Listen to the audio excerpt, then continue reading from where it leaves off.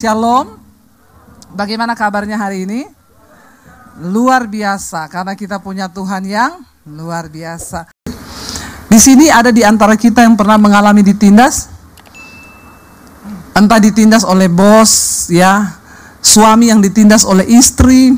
Banyak saudara, suami-suami itu ditindas sama istri, ya. Sebaliknya ada istri yang ditindas sama suami. Ada di sini, tidak usah angkat tangan. Nanti malu dilihat orang, di dalam hati saja. Ya, anak yang ditindas oleh orang tua atau orang tua yang ditindas oleh anak. Rasul Paulus pernah mengalami itu. Dia bilang, kami ditindas namun tidak terjepit. Ya, istri-istri, kalau hari ini engkau sedang ditindas suamimu, jangan mau dijepit, jangan terjepit. Amin. Tetap percaya kepada Tuhan. Dia bilang begini saudara, kami habis akal namun tidak putus asa. Ada di antara saudara yang hari ini sedang habis akal? Tidak ada jalan keluar, nggak tahu apa lagi yang harus aku pikir. Saya sudah nggak tahu mau bagaimana dengan masalah keuangan saya, Bu. Saya dikejar-kejar utang, Bu. Saya nggak tahu lagi menghadapi suami saya sudah habis akal.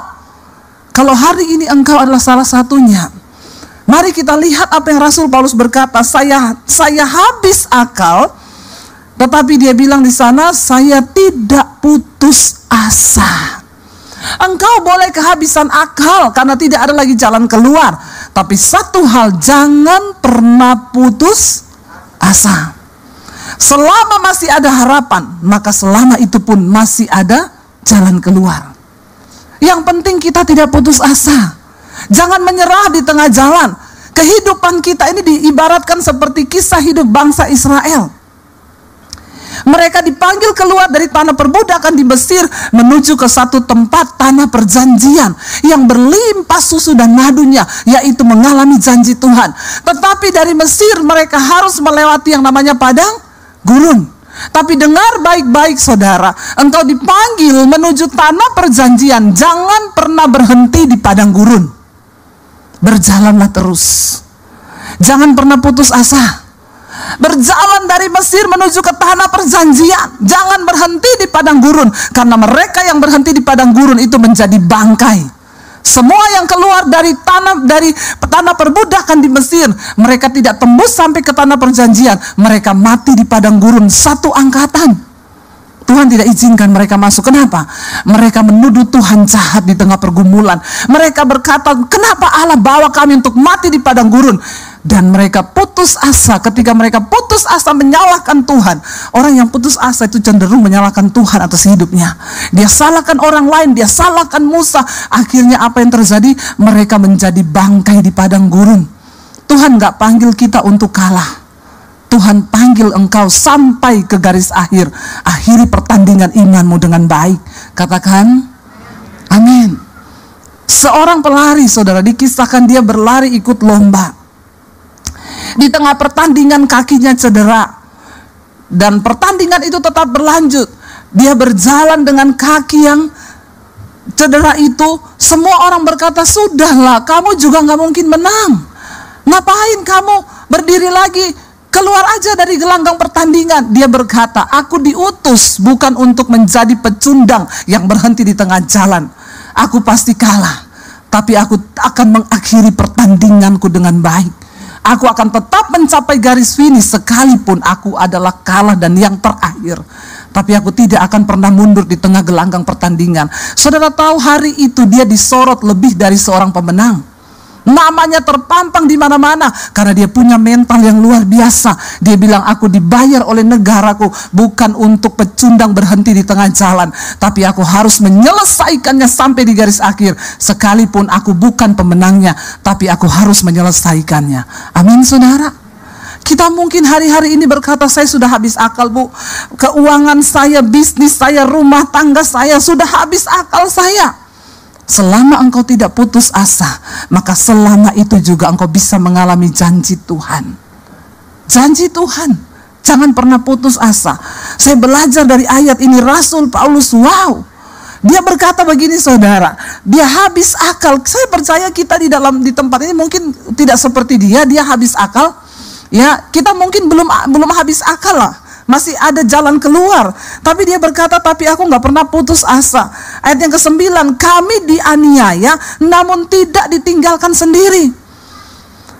Saya tuh malu saudara ketika membaca ayat ini, betapa seringnya kita baru menghadapi penderitaan yang biasa kita sudah menuduh Tuhan meninggalkan kita lah, Tuhan gak ada lah. Rasul Paulus dianiaya loh, ditangkap, dimasukin penjara, dipukuli, disesah, mau dibunuh, dan dia masih bisa berkata, aku dianiaya tapi aku tidak pernah ditinggalkan sendirian. Ini iman yang luar biasa. Kita harus memiliki iman yang seperti ini. Di tengah penderitaan jangan pernah merasa Tuhan meninggalkan engkau, itu berbahaya. Waktu engkau bergumul jangan bilang Tuhan jauh. Di mana Tuhan? Kenapa dia tidak melakukan sesuatu? Saudara, sekalipun itu kelihatannya tidak ada apa-apanya, tapi ketika kita percaya bahwa Tuhan menyertai kita, saudara, jangan pernah merasa engkau ditinggalkan sendiri. Ketika orang merasa ditinggalkan sendiri, itu adalah satu perasaan yang paling mematikan. Saya ingat ketika kami kecelakaan naik mobil, kami mau pelayanan ke Anyer. Kemarin tuh ada orang yang angkatin kesaksian saya ini di TikTok, foto-foto saya kecelakaan, dan dia angkat saudara viral. Dia bilang Debbie Basjir kecelakaan. Padahal itu peristiwa berapa tahun lalu ya? 2016 saudara. Saya diteleponin semua orang, ibu kecelakaan di mana? Ini orang-orang juga yang tidak mengikuti mungkin ya perjalanan saya, dia baru tahu. Semua telepon saya, ibu kecelakaan ya. Kenapa bisa heboh begini? Nggak ada yang angkat di TikTok viral, Bu Debbie kecelakaan, mobilnya hancur. Saya bilang itu kisah 2016. Kami saudara mau pelayanan di Anyer, dan ketika mau exit tol di Anyer itu ya, kita mau exit tolnya itu apa ya? Dia tuh jalan exitnya itu menurun sambil berbelok gitu. Lalu mobil kami lagi berhenti mau bayar tol, tiba-tiba dihajar oleh bus laju prima. Mobil kami terlempar ke sebelah kanan. Itu bus lajunya benar-benar prima. Karena tidak ada rem saudara, rem blong. Padahal itu posisinya menurun saudara. Mobil saya terlempar ke sebelah saudara. Dan puji Tuhan kami terlempar. Kalau kita nggak kelempar, kita kena mobil di depan. Karena suami saya lihat dari spion itu mobil kencang, dia tancap gas, dia banting ke kanan setirnya. Jadi mobil kami remuk cuma bagian belakang sampai hampir ke tengah. Dan kami terlempar ke sebelah tol sebelah. Mobil terbalik saudara. Anak saya waktu itu duduk melintang di belakang. Saya juga bingung bagaimana caranya, dia sudah di pangkuan saya waktu peristiwa itu. Airbagnya semua keluar berasap, nggak ada yang berani tolong kami. Mereka bilang mobilnya berasap, mau meledak, jadi semua lari. Ya, dan saya di situ, waduh, kami nomor satu kalau kita mengalami yang begitu saudara, nomor satu yang saya tanya itu, Tuhan, saya ini dosa apa? Iya Pak, iya. Sebagai manusia normal, kita ngalami sesuatu kesialan, pasti kita tanyakan, Tuhan, aku ini dosa apa Tuhan? Saya juga bertanya seperti itu. Kalau misalnya saya lagi selingkuh, atau saya lagi nipu orang, bawa lari uang orang, terus tiba-tiba mengalami gitu, kayaknya enak ya. Begitu mengalami itu saya langsung tahu, aduh Tuhan nih marah nih, saya selingkuh nih. Atau aduh Tuhan nih marah nih, saya bawa lari uang orang. Masalahnya saat itu saya lagi merasa dekat sama Tuhan. Semalam sebelum kami pelayanan pun suami saya menyembah Tuhan, nangis-nangis. Saya merasa saya tidak menemukan dosa yang membuat Tuhan tuh marah besar sehingga kami dihukum. Kenapa saudara? Karena begitu banyak orang yang masuk WA-nya bilang begini, ibu introspeksi diri. Memang perkataan netizen itu setajam silet. Lu gak usah ngomong gitu, saya juga sudah introspeksi, bener gak? Dan itu perkataan yang sangat menikam, masuk sampai ke memisahkan jiwa dan roh. Tajam banget saudara. Saya merasa saat itu Tuhan meninggalkan kami. Saya marah sama Tuhan. Tuhan, di mana engkau? Kenapa engkau mempermalukan saya seperti ini? Kami ini hamba Tuhan. Rasanya kok tidak ada pertolongan. Seminggu sebelumnya rumah saya kemasukan maling. Semua handphone dicuri, laptop dicuri. Ya, itu seminggu sebelumnya. Minggu depannya kami tabrakan itu. Waktu rumah saya kemasukan maling, saya itu juga bertanya sama Tuhan, Tuhan, rumah orang-orang yang gak takut Tuhan, orang-orang yang lebih berdosa dari saya di sini banyak loh. Kenapa malingnya masuk ke rumah saya? Kan itu pandangan kita orang Kristen kan? Kita berpikir bahwa kalau kita sudah dekat Tuhan, maka tidak ada masalah, tidak ada pergumulan akan menimpa kita. Itu yang ada di pikiran kita kan. Saya bertanya seperti itu, kenapa? Karena kayaknya kan lebih enak kalau kesaksian begini. Saudara, tahu nggak saya semalam mengalami apa? Saya bangun pagi, ada maling tergantung di pagar saya. Wah, itu pasti jemaat tepuk tangan kan? Wih, dahsyat Tuhannya, malingnya tergantung di pagar besi. Kita tepuk tangan semua, tapi kan nggak enak banget saudara, rumah saya kemalingan, handphone dicuri, ini dicuri total hampir 100 juta. Kan nggak enak banget gitu loh. Masa rumah pendeta dimasukin maling? Emang tuh pendeta nggak berdoa ya? Kan jemaat pasti gitu kan? Tuh pasti tidur nggak berdoa itu. Makanya maling masuk ke rumahnya. Ya, kayak begitu kan saudara. Minggu depannya kecelakaan. Belum terjawab ini satu. Dan anehnya saudara, saya sebelum 2 minggu berturut-turut kejadian gitu, Tuhan tuh suruh saya baca kitab Ayub. Setelah kemalingan, Tuhan ngomong lagi, baca kitab Ayub. Terus saya gini, alay lebay, cuma kemalingan baca kitab Ayub. Ayub itu mengalami nyawanya udah hampir melayang. Ngapain saya baca kitab Ayub? Enggak lah. Setelah saya kecelakaan itu saudara, saya merasa Tuhan meninggalkan saya. Tuhan itu jauh dari saya, dan itu adalah perasaan yang sangat mematikan. Dan kayaknya itu bisa membuat kita mundur ketika kita sedang dalam pergumulan. Itu yang iblis tanamkan di dalam pikiran kita. Kenapa ketika Yesus mati saudara, dia bilang, Eloi, Eloi, lama sabachthani. Yesus berseru, dia bilang, Bapa, Bapa, mengapa engkau tinggalkan aku? Yesus gak peduli nyawa dicabut.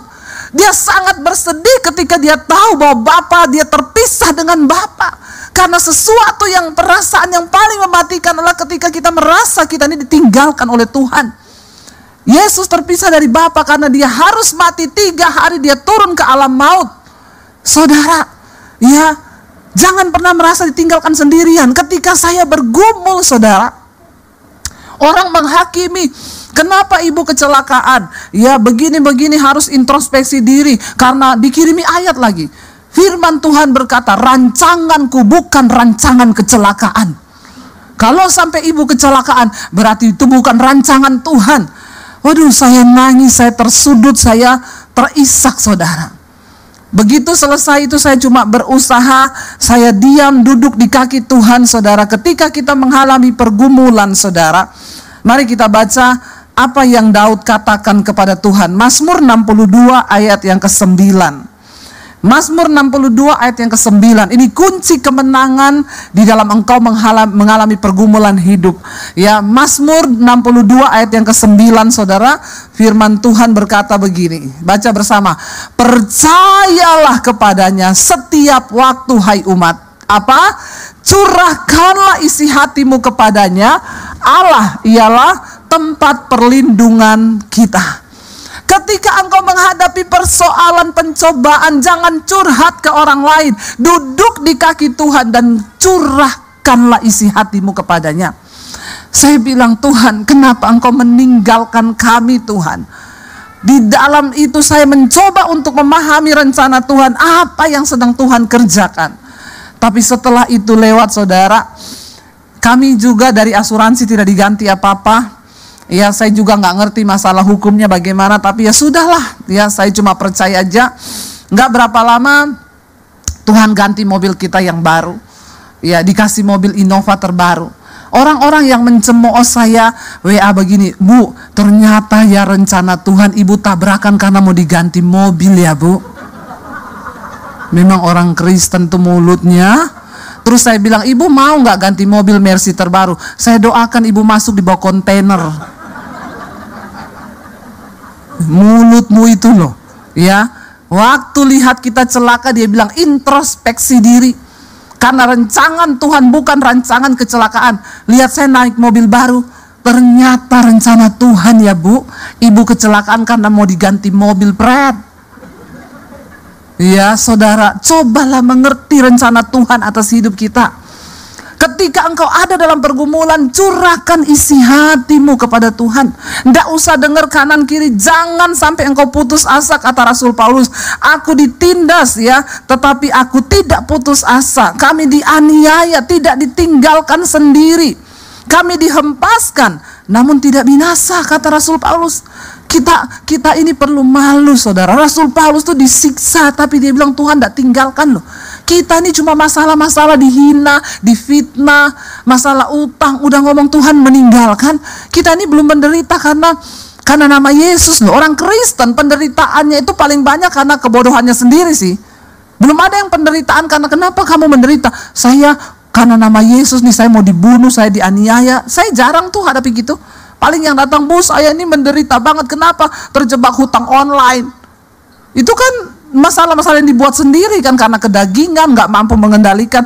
Lalu saudara, Rasul Paulus berkata begini, ayat 10, kami senantiasa membawa kematian Yesus dalam tubuh kami, supaya kehidupan Yesus juga menjadi nyata dalam tubuh kami. Kita nggak akan pernah bisa melihat kemuliaan Tuhan kalau kita tidak mati dulu bersama-sama dengan Yesus. Pergumulan itu adalah proses kematian daging kita, membawa kematian Kristus dalam tubuh kami. Lalu dikatakan di sana, saudara, ayat yang ke-11, sebab kami yang masih hidup terus-menerus diserahkan kepada maut karena Yesus, supaya juga hidup Yesus menjadi nyata dalam tubuh kami yang fana ini. Saudara, dikatakan sebab kami yang masih hidup ini. Saya mau tanya, saudara masih hidup? Masih hidup kan? Kalau kita masih hidup berarti kita siap dikatakan kita terus-menerus diserahkan kepada maut karena Yesus. Itu artinya apa, saudara? Selama kita masih hidup, ya bayar harga. Kalau engkau difitnah, ndak usah marah. Lepaskan pengampunan, amin. Kalau engkau dianiaya, terima itu. Nggak usah engkau balas. Pergumulan mematikan daging itu perlu bagi kita ini supaya kita berkenan. Karena bukan orang sembarangan yang masuk surga, saudara. Orang-orang yang teruji, yang dimurnikan oleh Tuhan. Saya pengen kita lompat, saudara, ayat yang ke-16. Kalau kita lihat judul perikopnya di sana berkata, jangan tawar hati juga waktu menghadapi maut. Ayat yang ke-16 baca bersama. 1, 2, 3. Sebab itu kami tidak tawar hati, tetapi meskipun manusia lahiriah kami semakin merosot, namun manusia batiniah kami dibaharui dari sehari ke sehari. Bagaimana supaya kita bisa mengalami berkat dalam setiap pergumulan? Jangan tawar hati. Katakan, tawar hati itu sudah nggak ada rasa apa-apa. Saya sudah tawar, nggak ada rasa lagi sama Tuhan. Jangan tawar hati, ya. Engkau mau sedih, boleh sedih, duduk di kaki Tuhan. Engkau mau kecewa pun boleh, engkau manusia, tapi sebentar saja, lalu duduk di kaki Tuhan. Orang yang sudah tawar hati itu susah, saudara. Hidupnya juga sudah, ya udahlah, tawar-tawar aja sama Tuhan, nggak Tuhan-Tuhanan.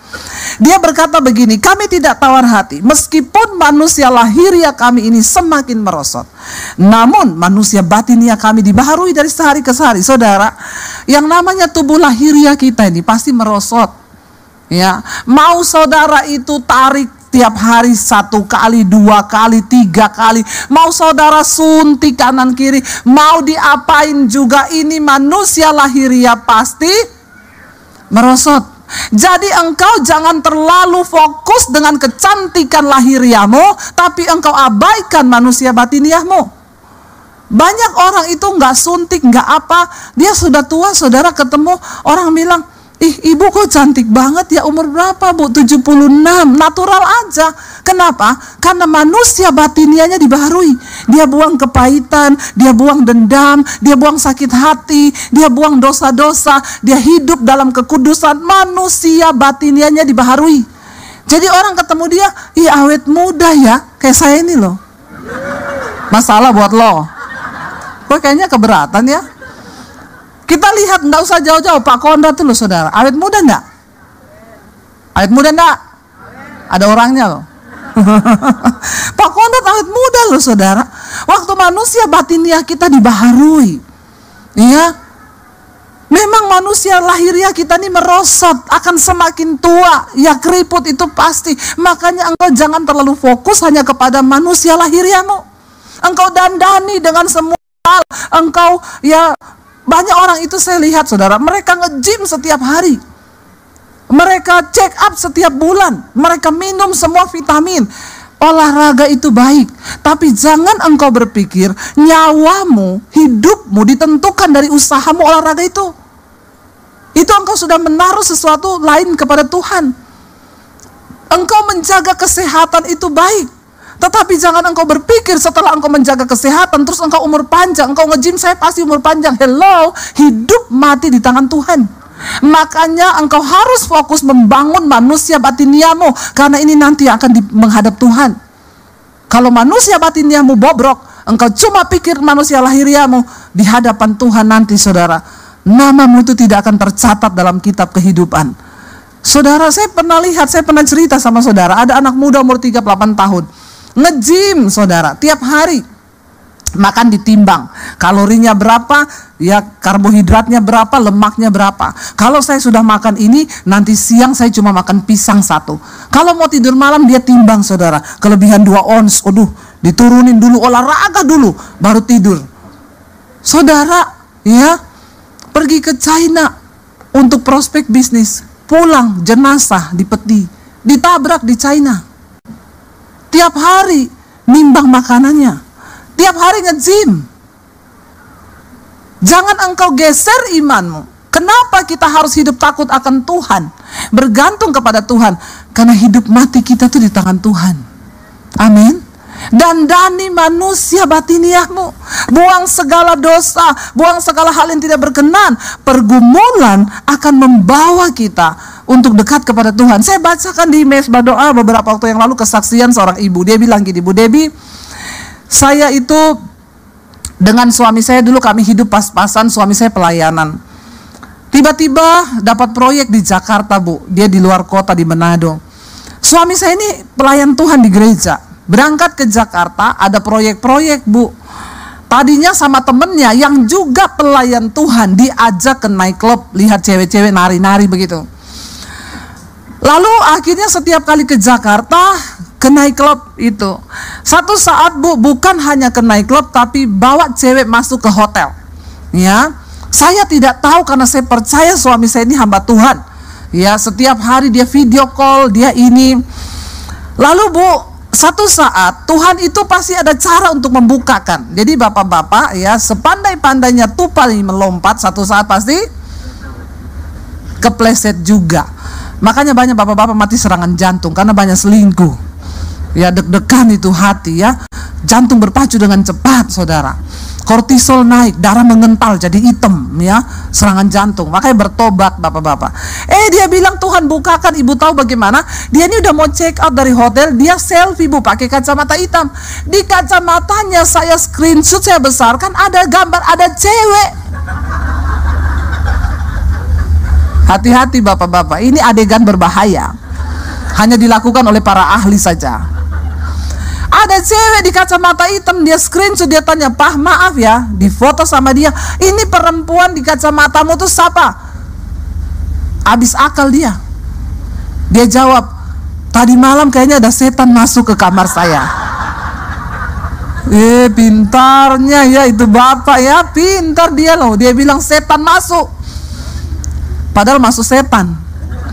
Istrinya desak, "Tidak mungkin Pak, tidak mungkin, mending kamu jelaskan." Dia pulang ke Manado, dia jelaskan ke istrinya. Akhirnya dia bukakan semua. Selama 3 tahun ternyata dia sudah sering bawa perempuan ke hotel. Setiap kali ke Jakarta, pelayan Tuhan di gereja. Ya, hati-hati para pelayan Tuhan, engkau juga menjadi bidikan iblis. Semakin engkau melayani Tuhan, semakin engkau jaga suami istri, jaga baik-baik. Ya, karena setan itu bekerja luar biasa. Ya, bukan berarti hanya para pelayan Tuhan, bapak-bapak juga semua. Ya, saudara, akhirnya istrinya berdoa, "Tuhan, kalau memang pekerjaan ini membuat suami saya jauh dari Engkau, aku berdoa Tuhan, ambil pekerjaan ini. Mending aku hidup pas-pasan, tapi suamiku dan aku hidup takut akan Tuhan." Tiba-tiba suaminya kehilangan pekerjaan itu. 1,5 tahun suaminya tidak ada penghasilan. Akhirnya dia berbalik kembali kepada Tuhan. Dia menangis, dia tersungkur, mereka cari Tuhan lagi. Setelah suaminya bertobat, Tuhan pulihkan. Dia bilang, puji Tuhan Bu, saat ini suami saya bekerja tapi satu kota dengan saya, dan puji Tuhan sekarang jabatannya dia diangkat sebagai kepala. Tapi sekarang kami hidup dalam takut akan Tuhan. Saudara, ya, Rasul Paulus berkata, mari baharui manusia batiniahmu, karena satu saat nanti kita akan menghadap Tuhan. Tidak ada yang tersembunyi, nggak ada satupun yang tersembunyi. Ya, saya kemarin ketemu satu orang ibu, suaminya meninggal berapa bulan lalu. Saya datang, ibu, saya maaf ya, saya belum sempat ketemu ibu, saya turut berduka cita ya. Dia tarik tangan saya, Bu, nggak usah berduka cita Bu, memang dia pantas mati. Saya bilang, kenapa ibu berkata begitu? Ibu tahu sekarang saya ini kepahitan sama suami saya Bu, dia selingkuh dengan janda Bu. Baru terbuka ketika dia mati, saya lihat di handphonenya, suaminya mati serangan jantung. Bapak-bapak, hati-hati. Kalau satu saat kau mati nanti, handphonemu itu akan dibuka.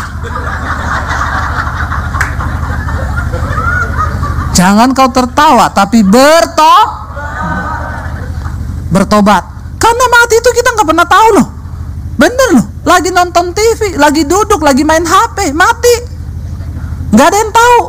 Makanya bangun manusia batinia kita dari hari ke hari dibaharui. Ayat 17 berkata, baca bersama, ini yang harus kita imani supaya hidup kita menang dalam pergumulan. 1, 2, 3. Sebab penderitaan ringan yang sekarang ini mengerjakan bagi kami kemuliaan kekal yang melebihi segala-galanya. Itu jauh lebih besar daripada penderitaan kami. Ingat baik-baik, pergumulan yang engkau hadapi hari ini tidak akan pernah melebihi kemuliaan yang akan engkau terima. Semakin besar penderitaanmu, semakin besar kemuliaanmu. Karena tidak pernah ada kemuliaan tanpa salib. Salib itu membuat Yesus dimuliakan. Kalau saudara mau dimuliakan, pikul salibmu. Mari, supaya kita jangan lihat saya yang sekarang. Banyak orang bilang, enak sekali Bu Debbie Basir sekarang jadi YouTuber, diberkati Tuhan, OTW kaya. Ya, saudara, penderitaan yang saya pikul sejak saya ikut Yesus tahun 95. Saya diusir keluar dari keluarga saya. Saya cuci baju di tempat kos-kosan. Saya tuh baru mengalami kemuliaan nih pandemi ini. Tapi saya tetap setia di dalam penderitaan. Saya tetap bilang, aku percaya Tuhan, aku sudah diselamatkan. Sekalipun aku menderita, Tuhan tidak pernah meninggalkanku. Ada waktunya, kata firman Tuhan. Bahkan ada banyak di antara mereka yang tidak mengalami janji itu di bumi ini. Semua tokoh-tokoh di Alkitab, mereka mati tidak mengalami kemuliaan. Kemuliaannya itu kematian. Tapi mereka percaya ada upah sampai pada kekekalan. Itu tujuan kita saudara, di kekekalan. Itu tujuan saudara dan saya. Dan yang terakhir ayat 18 berkata, saya undang para imam musik maju ke depan. Ayat 18 baca 1, 2, 3. Sebab kami tidak memperhatikan yang kelihatan, melainkan yang tak kelihatan. Karena yang kelihatan adalah sementara, sedangkan yang tak kelihatan adalah kekal.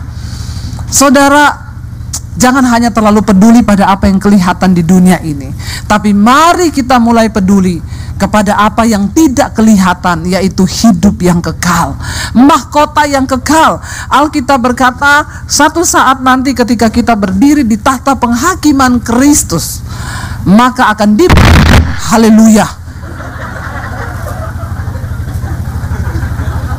haleluya, puji Tuhan 12 kali. Lagi saya ngomong penghakiman Kristus lagi. Saya pikir benar-benar ya, halilintar menyambar dari sorga saudara ya. Biar intermezzo, biar pada nggak ngantuk. Saudara, satu saat kita semua nanti akan berdiri di hadapan tahta pengadilan Kristus. Lalu di situ akan dibuka yang namanya buku kehidupan. Kalau nama kita ada di sana, maka kita akan menerima mahkota kehidupan. Seperti layaknya di Alkitab, orang-orang yang namanya tercatat sebagai tokoh-tokoh di dalam Alkitab, mereka yang sudah melewati pergumulan demi pergumulan dan mereka menang. Apa syaratnya supaya nama kita tercatat di dalam kitab kehidupan? Tuhan bilang, mereka yang jubahnya terbukti tetap putih sekalipun mereka telah menderita banyak pergumulan dan penderitaan di bumi. Jangan pernah kau sangkal Tuhan. pegang Kristus. Jangan pernah tinggalkan Yesus. Apapun persoalan yang kita alami saudara, pandang Yesus. Dan kita mau tetap berkata, kita tetap berdiri. Sekalipun di tengah badai, kami akan tetap pegang janji-Mu Tuhan. Mari kita bangkit berdiri bersama, kita naikkan pujian tadi. Mari tutup mata kita dalam hadirat Tuhan. Hari ini Tuhan yang lebih tahu apa yang sedang saudara alami. Mungkin engkau berkata, Tuhan, aku tertindas, aku habis akal di dalam pergumulanku hari-hari ini. Tapi jangan biarkan engkau putus asa. Tuhan yang memanggil kita adalah Tuhan yang setia. Dia ingin engkau tetap berjalan sampai ke tanah perjanjian yang Dia janjikan. Jangan pernah berhenti di padang gurun saudara. Engkau teruslah berjalan. Katakan, Tuhan, kami butuh kekuatan-Mu. Kami butuh kekuatan-Mu sampai di perjuangan di akhir hidup kami nanti. Sebab kami dipanggil bukan untuk kalah dan menyerah. Kami harus menyelesaikan pertandingan sampai di garis akhir. Saudara, Tuhan pegang tangan-Mu hari ini. Katakan, Tuhan, kami percaya kami akan menang bersama dengan Tuhan. Ada berkat di balik setiap pergumulan yang kami alami. Kami akan mencapai garis pada akhirnya nanti, menyelesaikan setiap pertandingan iman dengan baik. Sehingga seperti Rasul Paulus berkata, aku telah mengakhiri pertandingan imanku dengan baik dan menjaga hati kami tetap ada kepadamu ya Bapa. Tuhan, beri kekuatan kepada umat-Mu Tuhan. Mereka yang sedang dalam pergumulan, biar mereka boleh menang Tuhan, sampai kami terima mahkota kehidupan. Sekali lagi angkat tangan.